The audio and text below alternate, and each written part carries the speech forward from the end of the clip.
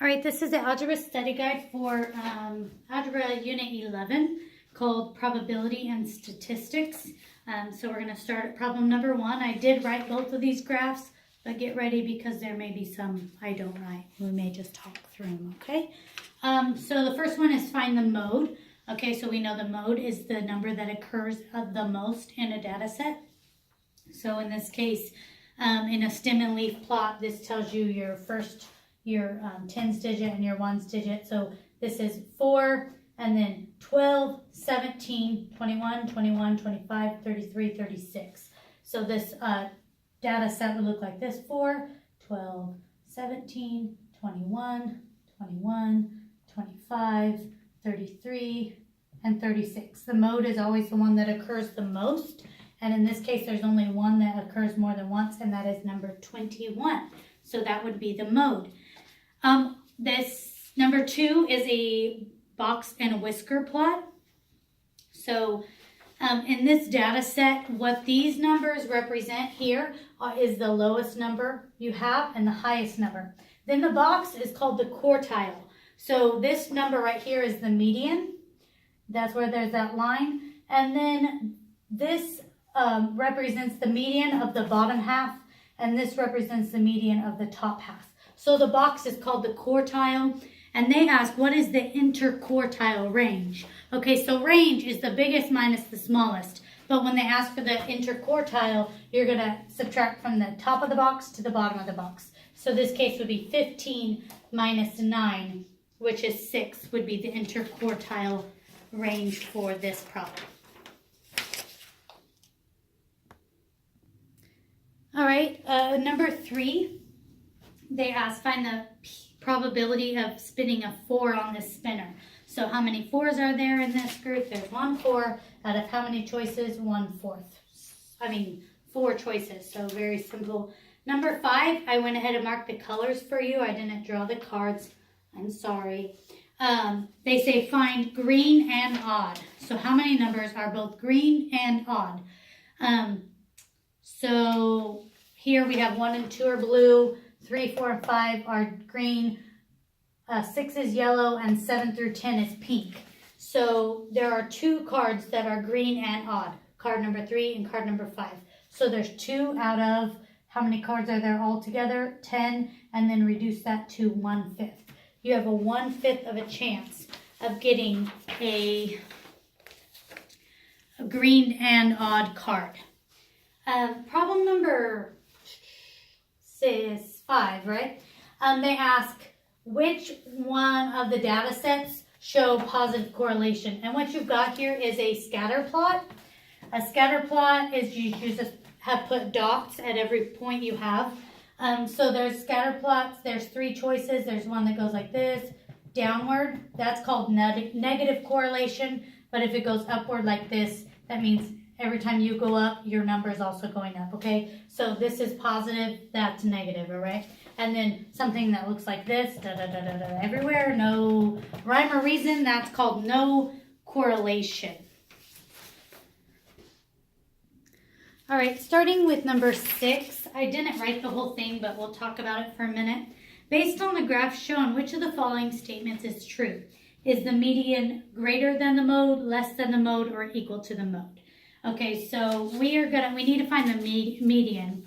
I'm looking at the graph, I'm going to count. So what you need to do is count how many there are altogether.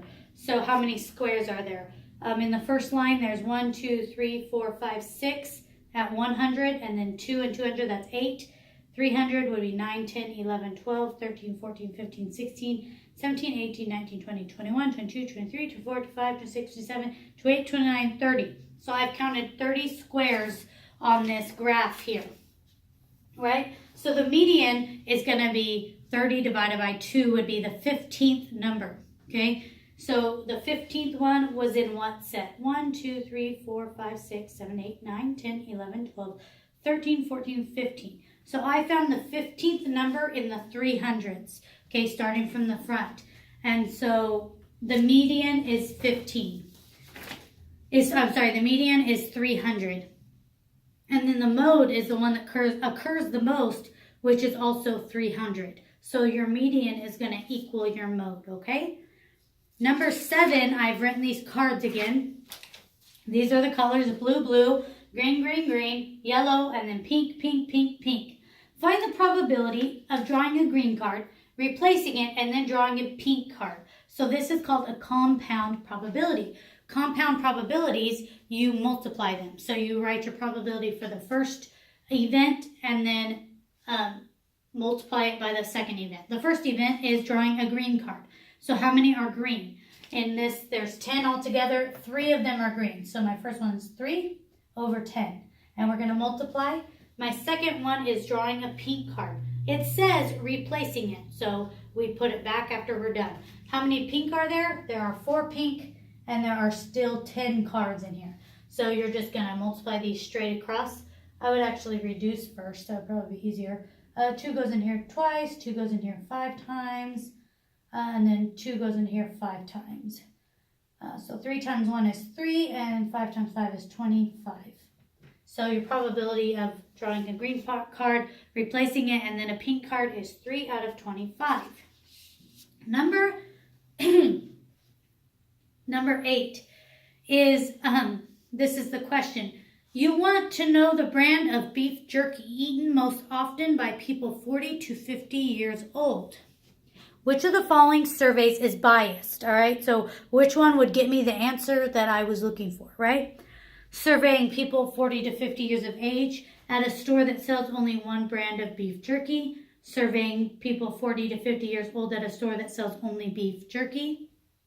Or surveying anyone at a store that sells only beef jerky. So the one that's biased is the people 40 to 50 that at a store that only sells one brand of beef jerky. Obviously, they're buying that brand, and so that's biased toward a certain brand of beef jerky.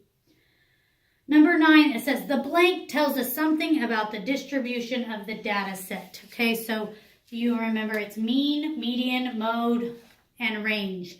The one that's going to tell us about the distribution or how far it's spread out is going to be the range. Okay, the distribution is how low and how high it goes, all right? So that's the range.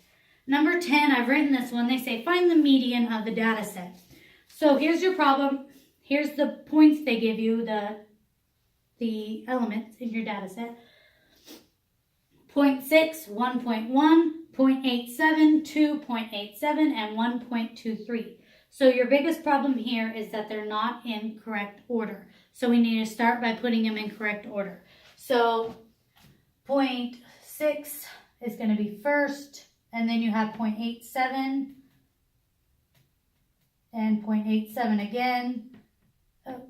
And then we have 1.1, 1.23. 1.1 is going to be smaller, then 1.23, and then 2. So now you're looking for the middle number. And median is the middle. Well, this is an even amount of numbers. So there's actually 2 in the middle, which would be these 2 right here. So to find the median, if you have 2 numbers in the middle, you have to add these and then divide by 2. Okay, so add 0.87 and 1.1. I'm sorry, add 0.87 and 1.1 and divide by 2. All right, problem number 11, they say evaluate 4 factorial plus 5 factorial. So if you didn't know, an exclamation point in math is called a factorial. And that means when there's a factorial behind a number that you multiply it by itself and all the way down to 1. So this would be 4 times 3 times 2 times 1 plus 5 times 4 times 3, I didn't mean to do that, times 2 times 1, all right? So 4 times 3 is 12, times 2 is 24, times 1 is 24, and then this one would be 24 times 5, which I don't know off the top of my head.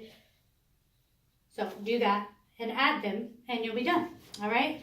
Problem number 12, they say pint-sized portraits has 6 different backgrounds and 3 poses in which to photograph children. How many different pictures are there to choose from? So when they give you options on 6 of these, 3 of these, whatever, you just multiply them. 6 times 3, which is 18. Number 13 says, sorry, if a salesperson wanted to give the impression that there was a larger increase in sales over the time period shown, what might he do to the graph, okay? Because in this graph, it doesn't appear, I didn't write this very well, it doesn't appear to have much change. But if you are a salesperson and you want to show that there's a bigger change, because really, he only goes from about 4,500 to 6,500. That's all the change that happens here. So if you want to make that look bigger, these numbers down here on the X line are your domain, and this is your range. So the one option would be to make this smaller, maybe start with 4,000 and go 450, 5,000, 550, 6,000. So you make the range smaller, not so far from 2,000 to 8,000, maybe only go 4,000 to 6,000, and it would make this appear that it grew more, all right? Number 14, the math test has 10 multiple choice questions, each with 3 answers. If Betty guesses correctly on the first 2 questions, what is the probability that she will guess correctly on the third? So this is a trick question because no matter how you answer the first 2 questions, it has no bearing on how you guess on the third question. It doesn't matter. All you need to know is that on the third answer, there's one option that's right out of 3 options. Only one right answer out of 3. And it doesn't matter how many there are on the test. Out of that problem, there's only 1/3 chance that it's going to be right. All right, problem number 15, they say, in how many different ways can 7 books be arranged on a shelf? So this is where we get confused between combinations and permutations. Permutations deal with order. How many different ways things can be lined up? How many different ways can you sit in seats? All right, that's what permutation. So as soon as they say, how many different ways can 7 books be arranged? You know, oh, that's dealing with order. It's a permutation, and there's 7 books, so it's 7, 7. So the formula for permutation with in is just in factorial. Okay, so this is just going to be 7 factorial. And they just want, so remember that factorial means 7 times 6 times 5 times 4 times 3 times 2 times 1, all the way down to the bottom. Number 16, they want you to evaluate the combination in. So this is something that they just teach you in your work, a combination that has the same number, making 8. I'm making, out of 8 people, I'm making groups of 8. There's only one option. So it's always 1, all right? And then number 17. The mean weight of the packages Joan shipped was 2.5 pounds. If Joan mailed 4 packages and 3 of them have had weights of 1.7, 3.2, and 2.8 pounds, then what did the other package weigh? So mean is when you add up all your weights and or whatever your data set and divide by how many there are. So that's what we've done here. We added all these. This is the one we're asking about. We already know the answer. The mean is this. We're looking for this, all right? So what you do, I'll move this 4 immediately and multiply it over here. It's divided. 2.5 times 4 is 10. All right, then add all these numbers. 1.7 plus 3.2 plus 2.8 is 7.7 plus x. All right, so to solve for x, you're going to subtract 7.7. So it's going to say x equals 10 minus 7.7, and you'll have your answer. Number 18, they ask, which of the following equations best represents the trend line for the scatter plot shown? All right, so you can see the scatter plot there on your paper. So they want it in the form of the slope-intercept form, which is y equals mx plus b. M is your slope, and b is your y-intercept. So if you drew a trend line here through these points, B is where your line would cross the Y line or the vertical line. So if you kind of draw that trend line, you can see that it would pass closer to 5 than 8. So that's your only option is 5 or 8. So it's going to be 5. And then we need to find a slope. So we're going to put 5 right there. Slope, I picked 2 points out that this line definitely goes through. It goes through 2, 11. And it goes through 5 and 20.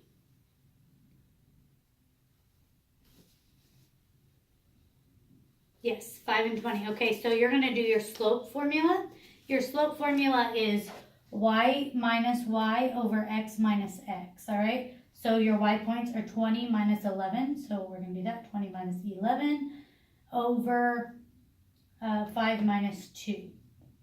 So 20 minus 11 is 9, 5 minus 2 is 3, 9 divided by 3 is 3. So my slope is 3, and my y-intercept, or this line is going to cross the y line, is at 5. Number 19, it says, the course has 20 members. Which expression represents the number of ways a group of 3 members can be chosen to do a special performance? So this is an example of when to use a combination formula, right? So we have a combination, 20 people, groups of 3. So remember, your combination formula is n factorial over n r factorial times n minus r factorial. All right, so we're going to, n is 20, so we're going to say 20 factorial over r factorial, which is 3, times n minus r, which is going to be 20 minus 3 is 17. All right, so the easiest way to do these is to take your numerator and start marching it down until you reach the highest number in your denominator. So in this case, on 20, we're going to say 20 times 19 times 18 times 17, right? 20 times 19 times 18 times 17. And on bottom here, we have a 17 factorial, and those can cancel out. And then all we have left on here is 3 times 2 times 1, which is 6, right? So you can go 20 times 19 times 18 and divide it by 6, and you'll have your answer. Problem number 20, it says, which of the following values is the 75th percentile? All right, so this goes back to the box and whisker plots. The box and whisker plot, remember when you have one of these, this is called the inner quartile. You have these, which is the lower extreme. Over here is the higher extreme. And this box is called the lower quartile. This is the upper quartile, and right here is the median, wherever it falls. This can also be, the median can be described as the 50th percentile.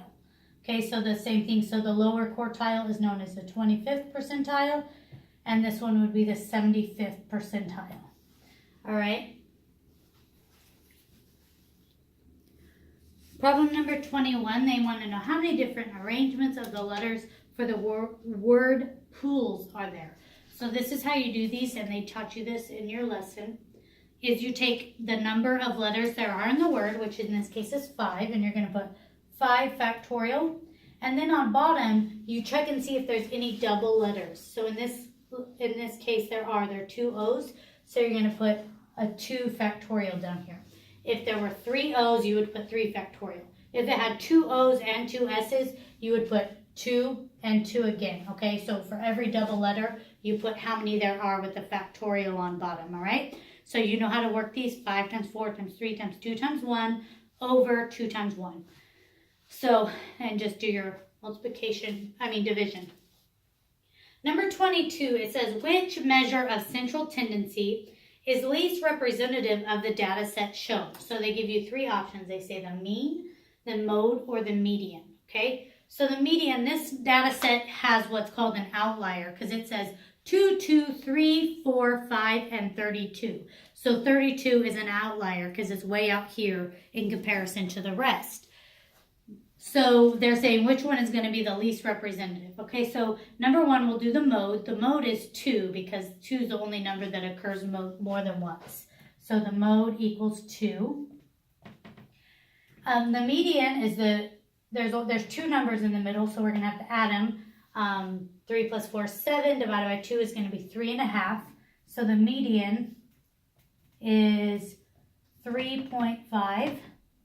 So those are pretty close.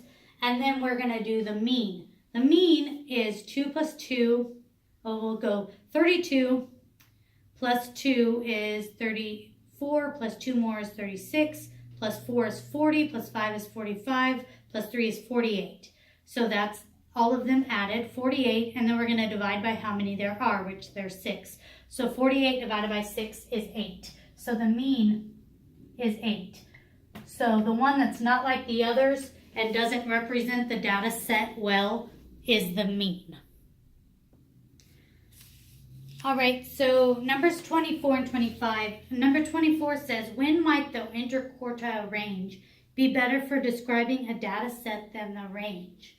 So the interquartile, if you remember on the box and whisker plot, you have the lower extreme and the higher extreme, right? So what if you have, and then your upper extreme's way over here. So that's called an outlier. I have one number over here, but the median of this half of the set is not that high. So that's called an outlier. So that's when more representative of the data set would be to do the interquartile range than this, because that's just one number way out there, all right? So that's called if the data set has outliers, okay? So one number that's not like the others. And then on problem number 25, the sides of the cubes are numbered 1 through 6. If they are tossed, what is the probability that they would both be a 5? So how many sides have a 5 on them in a number cube? So a dice. Only one, right? 1 out of 6 sides, but we're doing a compound probability, so we're tossing 2 at once. The probability of that landing on 5 is also 1 out of 6. So you multiply these. 1 times 1 is 1, and 6 times 6 is 36, all right? This is a fairly simple test, I would say, but know what you're doing. Remember your permutation and combination formulas, and you should do perfectly fine.